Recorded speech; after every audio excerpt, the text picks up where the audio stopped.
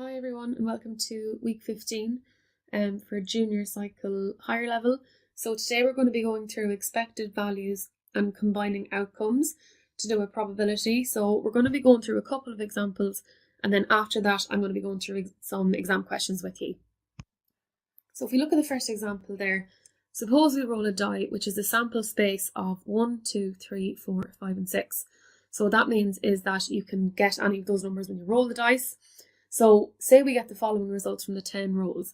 So this person has rolled a 1, a 3, a 1, a 4, a 5, a 2, a 6, a 1, a 6 and a 5. So we can count the frequencies, which is the amount of times that particular number will come up, and then calculate the relative frequencies for each outcome in our sample space. So if we look at the number 1, let's just check how many times the number 1 appears. So we have a number 1 here, we have a number 1 here, and we have a number 1 here. So that's 3 times. So that's where the frequency is coming from. Now, the way we get the relative frequency, so it was rolled, the number 1 came up 3 times. Okay, so the number 1, it came up 3 times out of a total of 10 rolls. So when you put that into the calculator, you get 0.3, and that's how you get the relative frequency. The number 2, so the number 2 only appears once, which is here. So the number 2 appeared once out of the 10 rolls. So 1 divided by 10 is 0.1. That's how you get that frequency. Let's look at the number 3. So we have 1 only once as well. So the number 3 again appeared 1 out of 10 times. So that's 0.1 for relative frequency. The number 4 only appeared once as well. So that's going to be the same thing. So the number 4 appeared once out of the 10 rolls. That's 0.1. Let's look at the number 5. So the number 5 I can see twice there. So there and there. So the number 5 appeared twice out of the 10 rolls. You put that into the calculator, you will get 0.2. And finally, the number 6 appeared twice as well. So the number 6 appeared twice out of the 10 rolls, which is 0.2. So those calculations there, that's how they actually got the relative frequency. So we can see that the sum of the frequencies is the number of the observations, which is 10, and the sum of the probabilities is 1. This will always be the case, and it is a good way to check it if your frequencies are correct. So this is really, really important. The sum of your frequencies, or relative frequencies, will always be 1. So if I added up 0.3 plus 0.1 plus 0.1 plus 0.1 plus 0.2 plus 0.2, I would get a total of 1, and that indicates that you're correct. So it's a good way to check to see if your relative frequencies are correct. If you add them all up at the end and the total is 1, then that's an indication. Okay, so we're going to go on to the next example here now. So John and Kathy are playing a game of chess. Suppose that Kathy is a better player and that she is twice as likely to win as John. So I'm going to underline that. So she's twice as likely to win as John. What is the probability that Kathy wins? So we'll go through the solution here. We are told that the probability that Kathy wins is going to be 2 times the probability that John wins. So that's saying that she's twice as likely to win. Assuming that there is no stalemate, either John or Kathy must win. So there's only 2 competitors. So our sample space has 2 outcomes. So that means that the probability that Kathy wins plus the probability that John wins is equal to 1. So if you rearrange to get the probability that John wins is going to be the total, which is 1 minus the probability that Kathy wins. So combining these 2 equations, we can see that the probability that Kathy wins is equal to twice times 1 minus the probability that Kathy wins, which is in turn the probability that John is going to win. So because of that, we say the probability that Kathy wins is equal to 2 over 3. So that's a very wordy example. There's going to be some more examples coming up that will be a little bit more numerical. So we'll get to them in a few minutes. So we're going to move on to compound outcomes now. So a compound trial is an experiment that's made up of more than one trial. For example, we might flip 2 coins and determine the probability of some results. Our sample space from such a trial might look like, so this is rolling 2 heads, rolling a head and a tail, rolling a tail and a head, and then finally rolling a tail and a tail. To calculate the probabilities of the outcomes, we note that 2 coin flips are independent. So they're independent of each other. It means that one flip doesn't affect the other or influence the other. So this means that The probability of rolling 2 heads is the same as saying the probability of rolling a head multiplied by the probability of rolling a head. So that's a 1 in 2 chance, because there's a 1 in 2 chance of rolling a head, by a 1 in 2 chance, and you multiply it half by a half, and you get a quarter. We can calculate the probabilities for the other events similarly and show that they all equal a quarter. Using this, we can ask, what is the probability of observing exactly 1 head? So this is given by the probability of 1 head is equal to the probability of a head and a tail plus the probability of a tail and a head. So they're the only combinations that you can have, which is a half. Let's look at the example now. Suppose we flip a coin and roll a die. So they're going to be independent because you're doing 2 different things. What is the probability of observing a heads on the coin and a 3 on the die?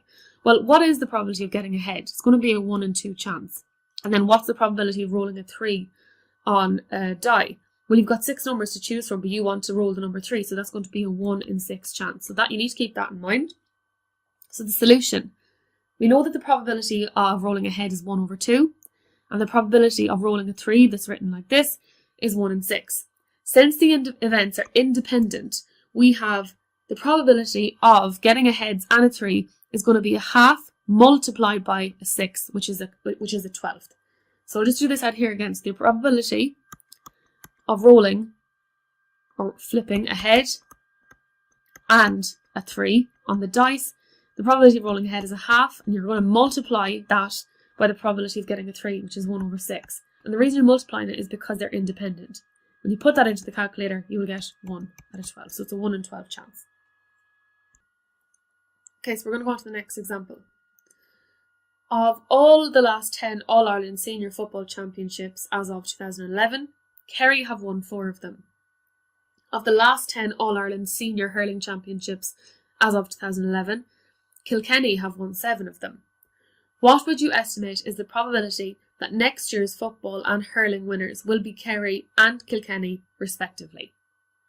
So with this one, we can estimate from the relative frequencies that the probability that Kerry is going to win the football is a 4 in 10 chance, because you can see here that Kerry have won 4 out of the 10 All-Ireland finals. So 4 out of 10, you can narrow it down to 2 out of 5, break it down to 2 over 5. And then if we look at the hurling, so the probability of Kilkenny winning the hurling is a 7 out of 10 chance, because they've told us that out of the last 10 All-Ireland Senior Hurling Championships, Kilkenny have won 7 of them. So that's a 7 in 10 chance. So the winners of both championships are independent of each other because they're 2 separate sports. So if we are asked for the probability of Kerry winning the football and Kilkenny winning the hurling, it's going to be the probability of Kerry winning the football, which is 2 out of 5, multiplied by the probability of Kilkenny winning the hurling, which is 7 out of 10. You put that into the calculator, you get 14 out of 50, that breaks down to 7 out of 25, and if you want to put it into decimal form, which you sometimes have to for probability, it's 0.28. So remember, these are independent events, and when they're independent, we multiply. So that's really, really important to remember from that. So we're going on to some questions now. Some exam questions based on that. So the first one I've pulled up here is 2012 paper 2. So we're going to have a look and go through the solutions. So this is 2012 paper 2 question 5. So A, B, C, D and E represent the probabilities of certain events occurring. Write the probability of each of the events listed into the table below. So if we look at the first one there, what is the probability that a club is selected at random in a random draw from a pack of playing cards? Okay, well, there are 13 clubs in total in a deck of playing cards, and there are 52 in a packet. So 13 out of 52, if you put that into the calculator, you'll get a quarter. So the probability is a quarter. And you can write that as 0.25 either. Okay, so we'll go to the next one. What is the probability that a tossed fair coin shows a tail on landing? Okay. So that means that the coin isn't biased, it's a fair coin, so there's going to be a 1 in 2 chance of that happening, so 50-50. And if you want to put that as a decimal, it's 0.5. What is the probability that the sun will rise in the east tomorrow? Well, that's going to be certain because it always rises in the east and sets in the west, so that probability, you can either write 1 or you can write certain. So go to the next one. What is the probability that May will follow directly after June. So that's going to be impossible because June comes after May. So that's going to be 0, or if you want to write the word impossible either. Okay, we'll go on to the last one. What is the probability that a randomly selected person was born on a Thursday? Well, there's only one Thursday in the week and there's 7 days in the week. So that's going to be a 1 in 7 chance for that one. Okay, so we're going to go on to part B. And it's saying to place each of the letters A, B, C, D and E in its correct position on the probability scale below. So that's actually why it's very handy to have it in decimal form. So I'm actually going to just convert a 7th into decimal form now. So if you divide 1 by 7 in the calculator, you'll get 0.14. So let's look at the first one. So the probability for A, so that was a quarter chance. Now we'll put actually the 0.5 mark right in the middle, which is going to be roughly here. So this is going to be 0.5. So just we have an idea of where the halfway mark is. Now, we actually have an event at the halfway mark. So remember we put B, the tossed fair coin showing a tail on landing. That's a 50-50 chance. So I'm going to put B just here. So let's go back to A. So the probability of drawing a club at random in a pack of playing cards, that's a 0.25 chance. So it's going to be roughly here, and that's going to be A. And then for C, the sun will rise. So that's going to be certain. So C is going to go here at 1. That May will follow directly after June. That's impossible. So D is going to go back here. And then finally, for E, it's a probability of 0.14. So 0.14 is going to be roughly here. So I'm going to put in E on the probability scale there. So that's pretty straightforward. It's important to convert it to decimal just if you get a question like that. Okay, so we're going to move on to the next question now. So the next paper I pulled is 2014 sample paper from the SEC. So we'll go through that now. So in an experiment, a standard die is tossed 600 times. The results are partially recorded in the table below. So the number 1 was rolled 92 times, the number 2 was rolled 101 times, the number 3 was rolled 115 times, the number 4 was rolled 98 times, number 5 is blank, and then the number 6 was rolled 105 times. So calculate the number of times that the 5 appeared and write your answer in the table below. So what we're going to do is we're going to write down, so we're going to say let x equal the number of times that a 5 appeared.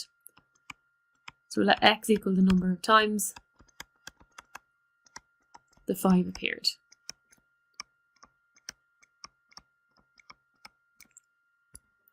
So we know that the total number of die tosses is 600. So the total number of times that the die was rolled is 600 times.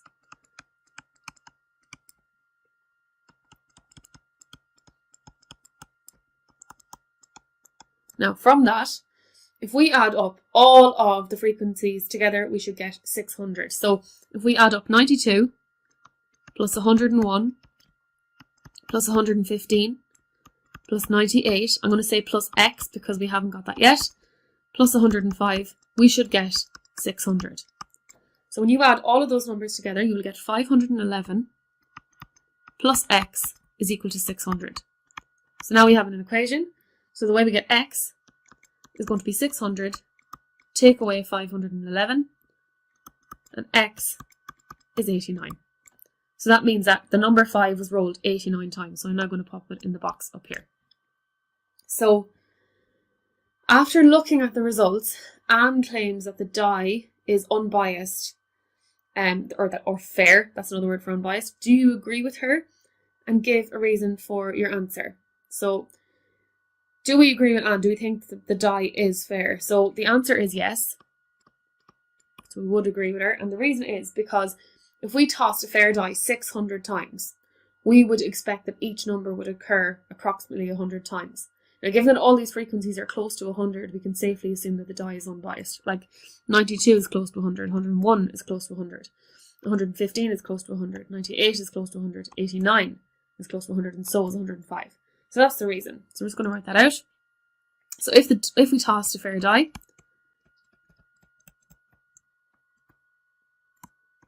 600 times, we would expect that each number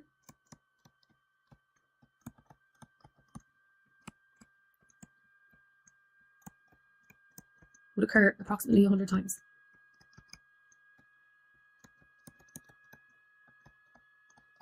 And all of the frequencies above are close to 100. So there you've justified it. So you've either agreed or disagreed and you've justified it, so you get your marks there. Now, we go on to the last part of the question. So, if this die is tossed 300 times, how many times would you expect to get an even number based on the data in the table? That's really important. You're basing it on the data in the table. And give a reason for your answer. Now, from the above table, we have determined that the die is fair. So because of that, we would expect that in 300 tosses, an even number would occur half the total number of times, which would be 150 times. Okay, so the answer there, so how many times would you expect to get an even number? So the answer is 150 times. We're going to back it up now. So we're going to say from the above table, we assume, or we have determined actually, so we have determined that the die is fair. Therefore, we would expect that in 300 tosses, an even number would occur half of the total number of times,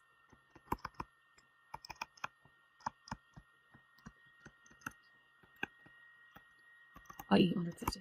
Because the probability of rolling an even number, so you could roll the numbers 2, 4, or 6. That's a 3 in 6 chance, which is a half. That's where I'm getting the half figure from. So that's that full question, I think, done. Yeah. So we're going to move on to the next one now. The next one is 2016, paper 2.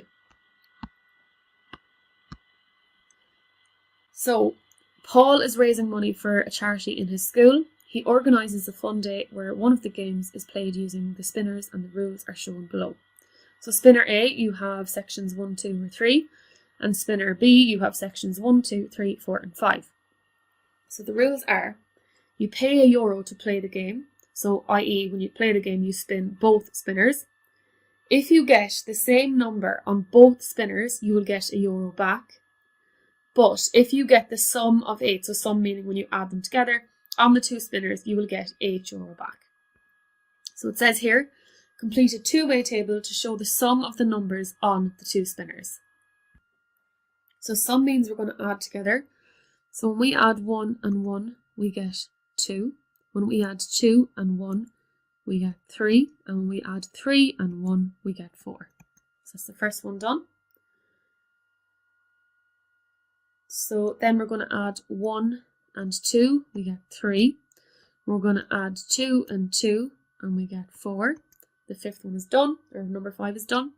Then we add 1 and 3, we get 4, which is done. Then we add 2 and 3, and we get 5.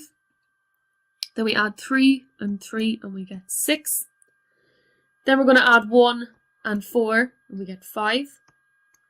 We add 2 and 4, and we get 6. And then 3 and 4, we get 7. And finally, 1 and 5, we get 6.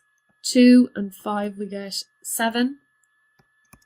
And 3 and 5, we get 8. So you're just literally adding the values from spinner A and spinner B. So then it says each outcome in a two-way table is equally likely. So whatever outcome it is, it's equally likely. Find the probability that you get €8 back if you play the game once. Now, how many combinations can you see here that will actually give you a sum of 8? I can only see one, which is here. So if you roll a 3 and a 5, you'll get an 8. But nothing else adds up to an 8. So if we count how many we have in total, how many different outcomes, so we've 1, 2, 3, 4, 5, 6, 7, 8, 9, 10, 11, 12, 13, 14, 15. So we have 15 outcomes, and only one of those outcomes is going to give us €8. So the probability is 1 out of 15 for that one. So 320 students play the game. Find the number of students that you would expect to get exactly €1 back. Now remember the rule said that you get €1 back if you get the same number on both spinners.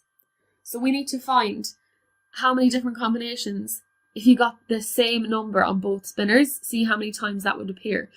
So if you got a 1 and a 1, a 2 and a 2, or a 3 and a 3. So this can actually only happen 3 times because you only have 3 numbers on spinner A, but you have 5 spinners on spinner, or 5 numbers on spinner B. So you could get a 1 and a 1, that would be one option. You could get a 2 and a 2, that would be another option. Or you could get a 3 and a 3. That would be your third option. They're the only combinations where you'd get the same number to get €1 back. So because of that, you have 3 out of 15. So it's going to be 3 out of 15. Now, if 320 students played the game, you multiply it by 320. So it's a 3 in 15 chance, and you're multiplying it by 320. And the answer is 64 students. So there's another part to this question now. So for part D, after 320 students have played the game, 74 students have got exactly €1 back, and Paul has made a profit of €110 from the game. Find the number of students that got €8 back. Okay, well, first of all, 320 students played the game, and it's €1 to play the game. So that must mean that he received €320. So write that down. So he received €320 because it's €1 to play the game, and you've got 320 students that played. So you're better off writing down all of your information here. Now, he made a profit of €110.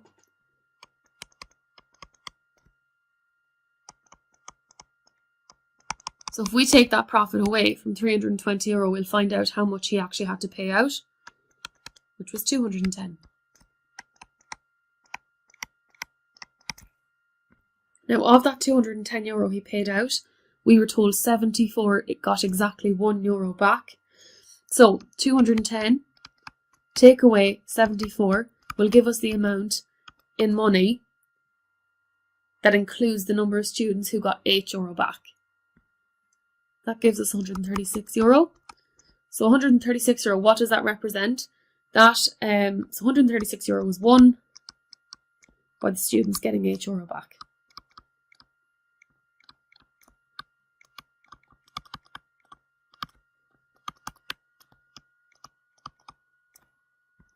Now all we need to do is divide the total number, which is 136, by €8 to find out the total number of students that won the €8.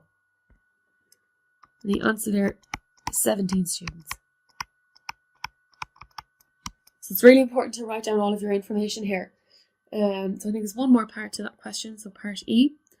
Paul says that the probability of someone getting money back, so €1 or €8, would decrease if he changed spinner B so that it went from 1 to 6 instead of 1 to 5 and kept the rules the same.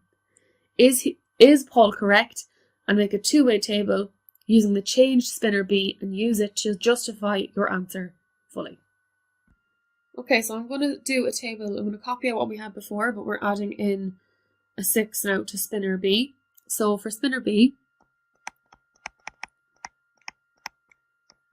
we have the numbers 1, 2, 3, 4, 5, and 6 this time. And for spinner A, we have the numbers 1, 2, and 3. So that's spinner A.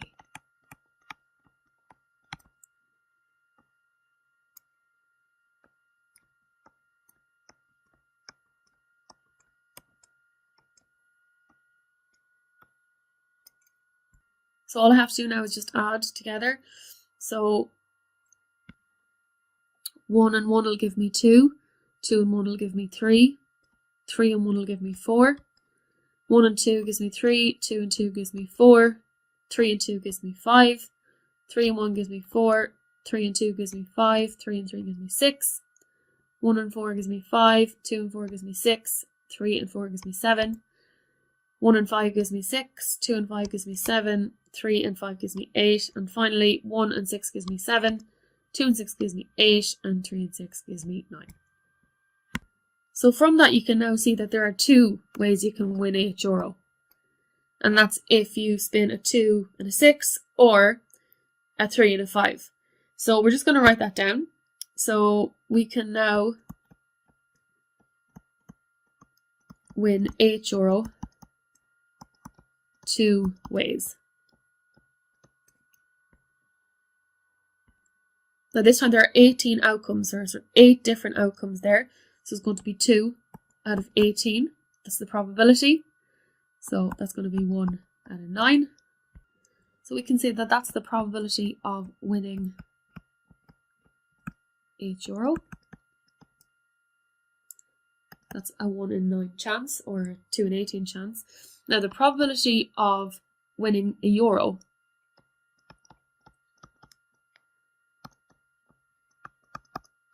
is, I think, still the same, because to win €1 you need to get 2 of the same number, and that's the same because you don't have any extra numbers on spinner A, so it's still going to be 3, so it's going to be 3 out of 18. So I'm just going to finish it off up here. So the probability then of winning €1 or €8 is going to be the sum of these probabilities. So the probability of winning €1 is going to be 3 out of 18, and you're going to add the probability of winning €8, which is 2 out of 18. You add them together, you get 5 out of 18. Now I'm going to convert that to a decimal. So 5 divided by 18 is 0.26. So this is for the new game.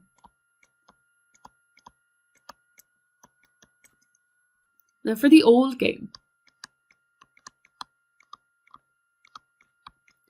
the probability of winning €8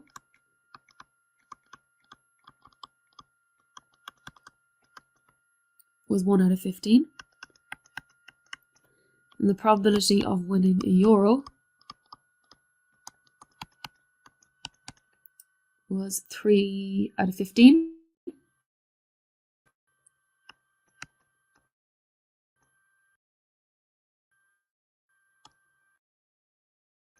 So the probability of winning €1 or €8, you're going to add them together. So it's going to be 1 over 15 plus 3 over 15. And that will give you 4 over 15. Now I'm going to convert that to a decimal. When you put that into the calculator, you get 0.267.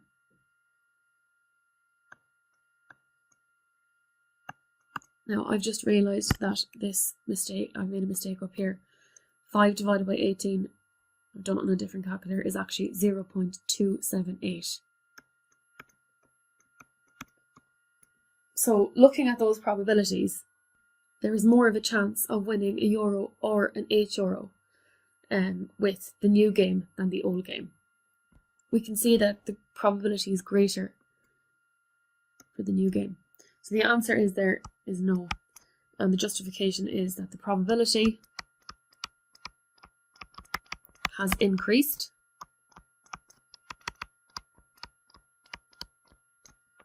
from 0.267 to 0.278. So that's it for this week. I'm going to attach some extra material, extra exam questions. With these questions, just make sure you're reading the question properly and writing down all your information. And just be careful with using the calculator. As you can see there, I made a silly mistake, but just go back and check to make sure that you've made none. So I will speak to you next week.